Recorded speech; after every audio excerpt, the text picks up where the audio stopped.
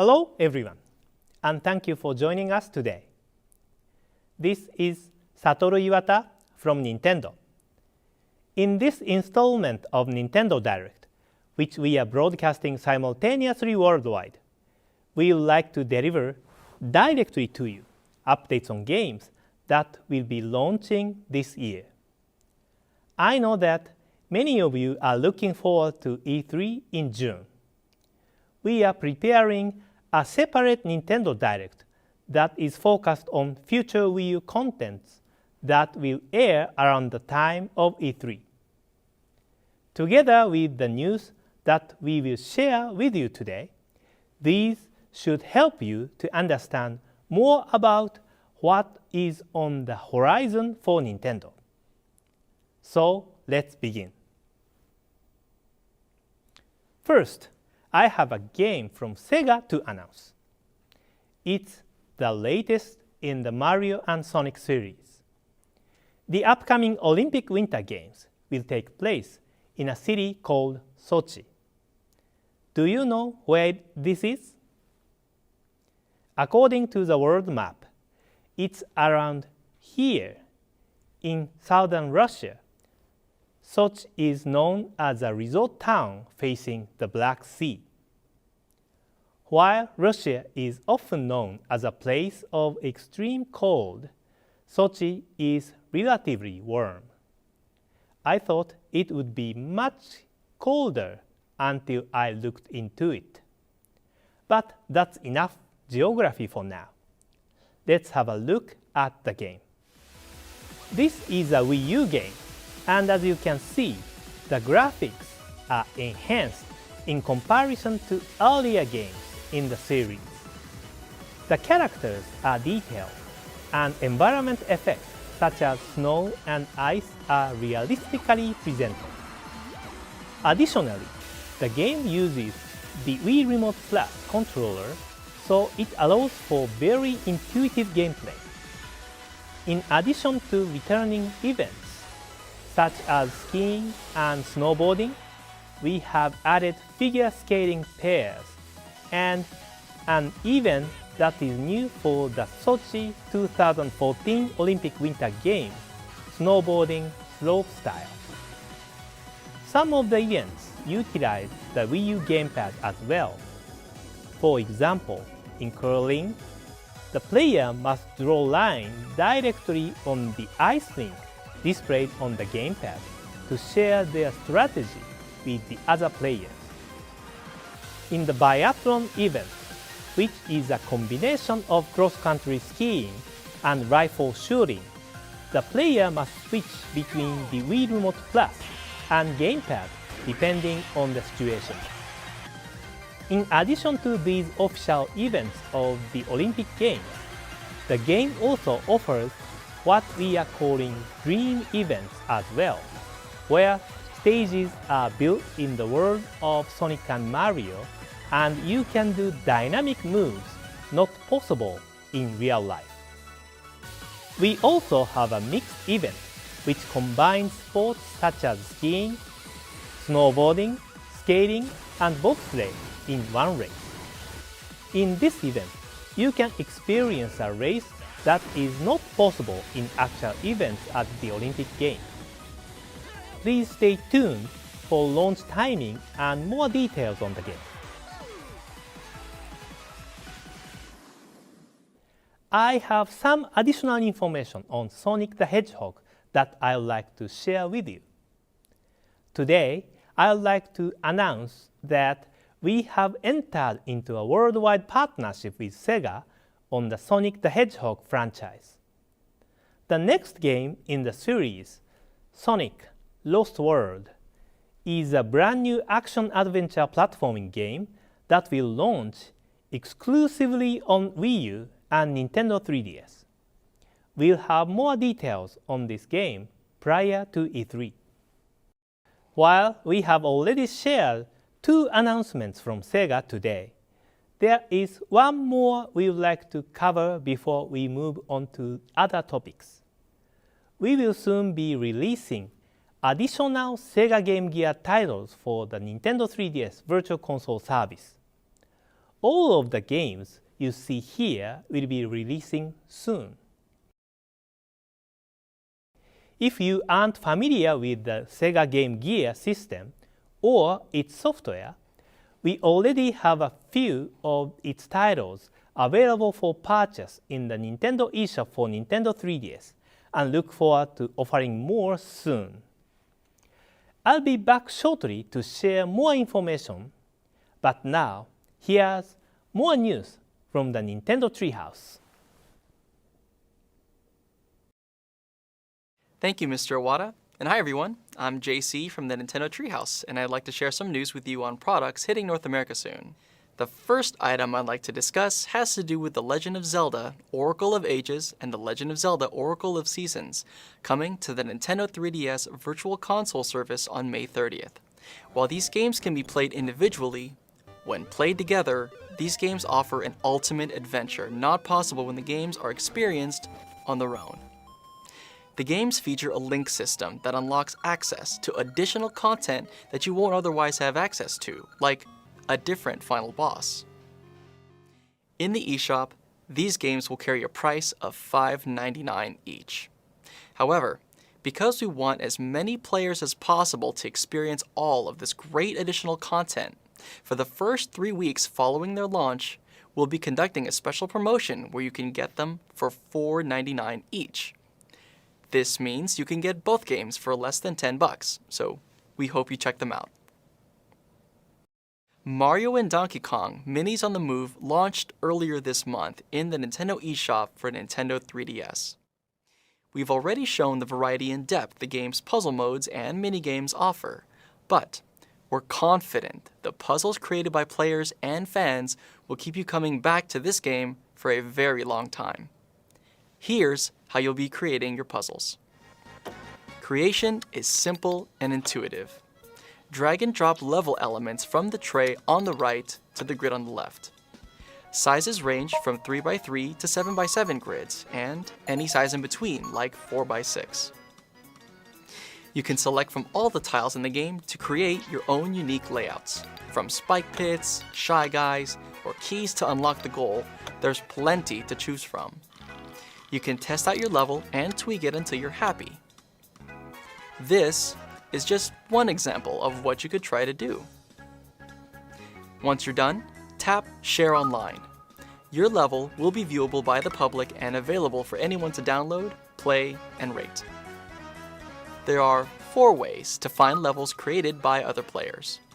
You can search for a random level, search for top levels of the week, the most popular levels overall, or find levels created by those from your Nintendo 3DS friend list. Once you play a user-created level, you can favorite it if you thought it was fun or interesting.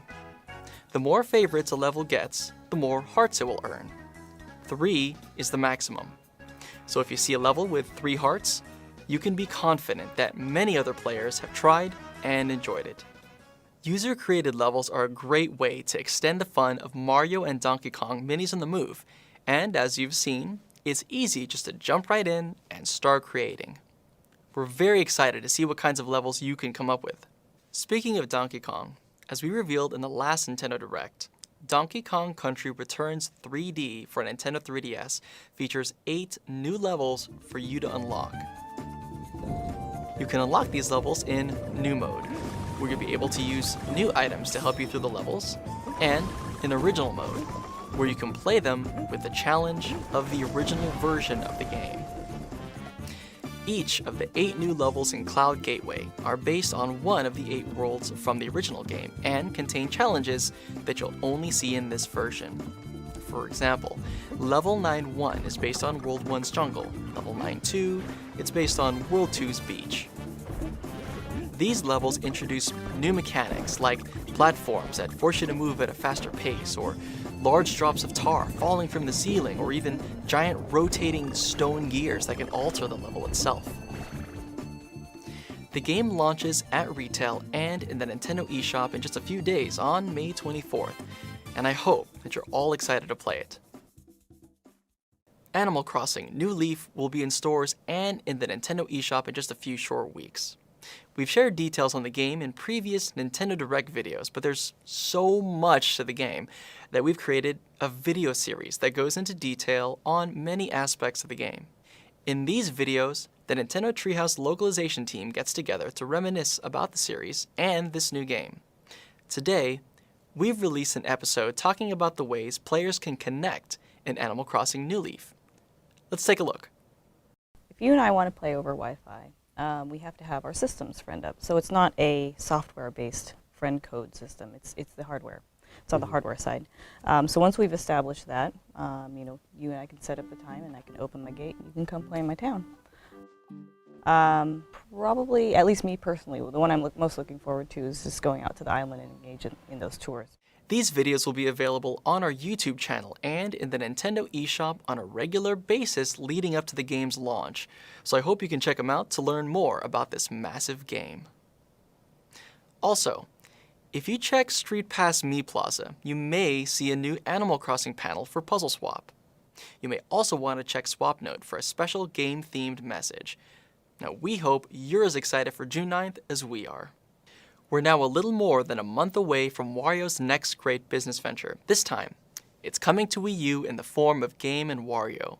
Clearly, a business genius like Wario knows how to promote his game, and I'm sure he's got more great ideas up his sleeve that you'll be hearing about soon. But today, I wanted to show you a few more examples of how Game & Wario introduces new styles of play that flow between the gamepad and the television.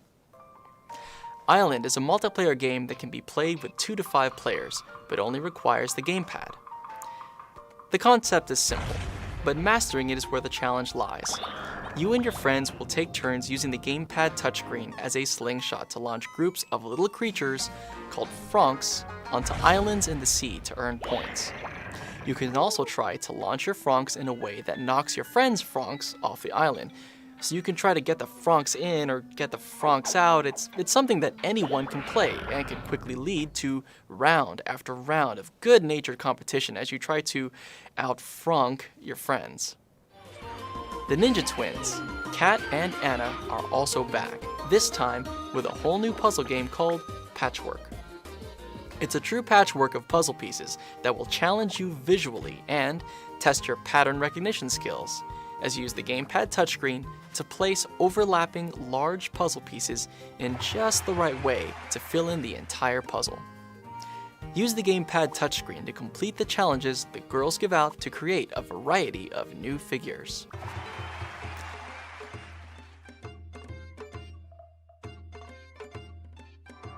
Kung Fu is a unique, motion-controlled, split-perspective auto-jump platformer, but what exactly does all that mean? You take on the role of young Cricket, a student of martial arts being tested by his master. You must guide young Cricket through the course on the TV screen as he continually hops on his way, but if you only watch the TV, you may land in a sticky situation. While the TV offers a straight-ahead view of the course, the gamepad offers a top-down view, showing which pits to jump into and which ones to avoid. So you'll need to pay attention to both screens as you try to jump your way through the course and fill up on dumplings. After all, everyone knows the secret of good kung fu is keeping your belly full. Those are just a few of the levels from a few of the games Wario and the team are bringing to Wii U. The game launches on June 23rd and carries a suggested retail price of $39.99, making it a great value for all the great content and variety of gameplay it includes. For more details about the game, head over to iwataasks.nintendo.com for an in-depth interview between Mr. Iwata and the developers. Speaking of Mr. Iwata, let's go back to him for some more updates. Resident Evil Revelations, which originally released for Nintendo 3DS last year, is headed to Wii U soon with updated graphics, unique control using the gamepad, and new game content. In the Wii U version of the game, in a new difficulty mode called Infernal, enemies and items are placed in new locations, and even for those that played the game on Nintendo 3DS, this will feel like a totally different experience. Also, Capcom has added the popular characters Hank and Rachel to the action-focused raid mode. There are also new controls using the gamepad. While using the TV as the main screen without interrupting gameplay, players can view the gamepad to display the map and change items on the touchscreen so that you can immerse yourself in the world of Resident Evil without interrupting your game progress. You can also play the full game with just the gamepad in off-TV mode, or play with the Wii U Pro controller. The game is Miiverse compatible as well, so you can enjoy unique gameplay features such as death message and creature voice. The game is launching in stores and in the Nintendo eShop on May 21st. We recently launched a downloadable demo version in the Nintendo eShop, so I hope you can try it out. Now, I have more information to share with you about New Super Luigi U. This downloadable content for New Super Mario Bros. U symbolizes the Year of Luigi, which is happening throughout 2013. Since Mario does not appear in the game, players can enjoy multiplayer by playing as Luigi, Blue Toad, Yellow Toad, and Nabbit. Some of you may not know the Nabbit character, so let me refresh your memory. In New Super Mario Bros. U, Nabbit was a character that stole items from Toad's house, and players would chase him in different stages. This time around, you can actually play as Nabbit. Nabbit has different abilities from Luigi and the Toads. His speed and jump are the same as the others, but he cannot power up even if he collects items. Instead, he won't take damage when he touches enemies. Nabbit is only available as a playable character in multiplayer gameplay, so please select him if you find 2D Mario gameplay to be challenging. New Super Luigi U will be released as downloadable content for New Super Mario Bros. U in the Nintendo eShop on June 20th.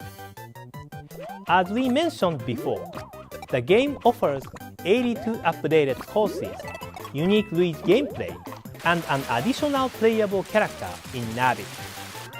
It's a completely different experience from New Super Mario Bros. U.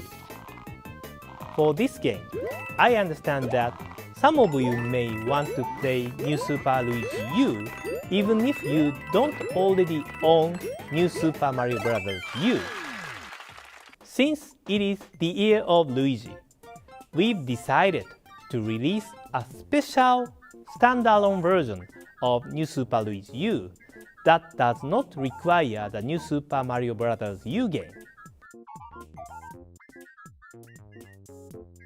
This will be available on August 25th as a packaged product.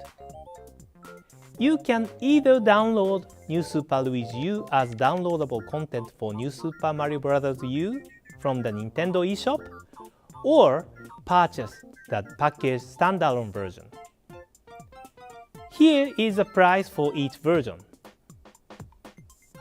Since the contents are the same, you can make a decision on which version to get based on your internet connection status and whether you already own New Super Mario Bros. U. Now, I have another game for which we can share a launch date. It is The Wonderful 101 from Platinum Games, which launches on September 15th. More details about the game will be released gradually between now and launch. Please stay tuned.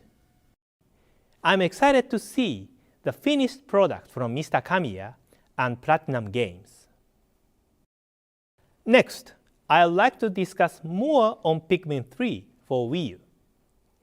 In this game, instead of Olimar, who was the main character in the previous Pikmin titles, there are 3 new main characters.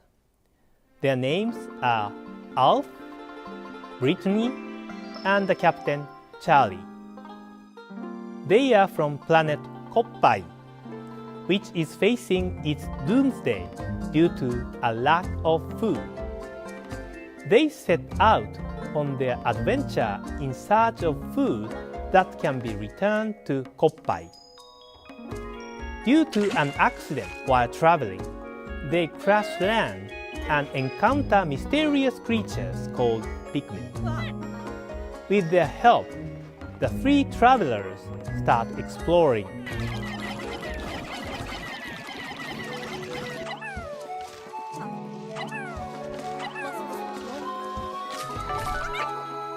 Their mission is to collect fruit that can be their new food resource while exploring the planet, with the goal of bringing the seeds back to their home. As the explorers found from their preliminary research, there were various kinds of fruit there, but it was much larger than expected. They decided to use the Pikmin's help to carry the fruit back to the spaceship. After extracting the seeds, fruit can be converted to juice and can act as a food for the player characters as they explore the planet. If they don't have enough food, they can't continue their exploration. They must use the limit time of each day to explore for fruit. Night on the planet is dangerous, so you can only explore from dawn to dusk. During this time, it is important to use the different color Pikmin skills.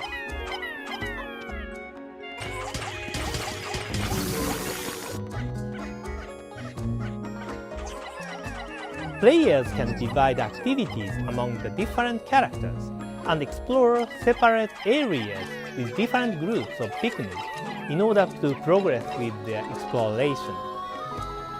Once you get the hang of it, you can complete tasks within a shorter time frame. Also, if you make mistakes while you play, you can replay the day or revert to an earlier section of the game. The fun of starting over is that you can tap into what you learned from your last play session to more efficiently complete tasks. In the first Pikmin game, the player had to start over again and again to figure out the most efficient way to complete the exploration of the planet in a limited time. But in this game, there is no big limitation in terms of the days. So it is more accessible for those that have not played previous Pikmin games. At the same time, experienced players can enjoy the game deeply because the more you play, you get better with the new Pikmin and new courses. And this is another one of your assets in surviving the adventure. In Pikmin 3, the gamepad becomes a handy information terminal called the Coppad. As you can see, the area you have currently explored is shown on the map. You can see where the Pikmin and player characters are located. Also, by scrolling the screen with your finger, you can see the details of each area on the TV screen. Additionally, if you scroll the map while selecting one of the player characters like this, you can move them to a specific location automatically With the Cuphead, you can view the overall map and grasp what each characters and Pikmin are doing on their assigned tasks. At the end of the day, you can see the replay of the entire day. Fast-forwarding and rewinding replay footage to review a day and the number of remaining Pikmin is a part of your strategy to get ready for the next day. I'd like to share some information on the game's control as well. We are preparing a few types of game controls that players can choose from. Play control using the gamepad is similar to playing the previous Pikmin games on the GameCube. The game is also compatible with the Wii U Pro Controller. If you have played Pikmin 2 for Wii, you know that the Wii Remote and Nunchuk control scheme makes it easy and intuitive to decide where you want to use Pikmin. With Wii Remote Plus, these controls have become more comfortable. We are mainly focusing on this control scheme today. Also, you can enjoy the full game without a TV by just using the gamepad. You can also play the game with Wii Remote and Nunchuk using the gamepad as a monitor. With the help of Pikmin and the Cuphead, can Alf, Brittany, and Charlie save their home planet, Koppai? Today, I shared updates on the game's story mode, but another time, we will be able to share more on challenge mode and the game's multiplayer modes. Pikmin 3 launches on August 4th. Thank you for watching. That is all that I have to share today. See you around that time of E3. Hi everyone, Reggie here. I know many of you are starting to get excited for E3, and we're right there with you. While in previous years we've introduced new hardware like Nintendo 3DS and Wii U, this year it's all about the games. In the past, we've focused the E3 hands-on experience on those attending the event. But this year, we're making E3 for the people. And we want to make sure that you get the chance to try our games as well. We've partnered with Best Buy to make it possible for consumers in the United States and Canada to experience select, unreleased Wii U games at more than 100 retail locations during the week of E3. We'll be able to share more details on what games will be featured and where you'll be able to play them in the coming weeks. But we can say now that we're excited to be able to give you this exclusive glimpse into the future of Wii U. As you've seen through Nintendo Direct this year, there's a lot of great content coming soon for Wii U, and there's more to share as we head toward E3. Thank you for watching today, and we'll see you next time.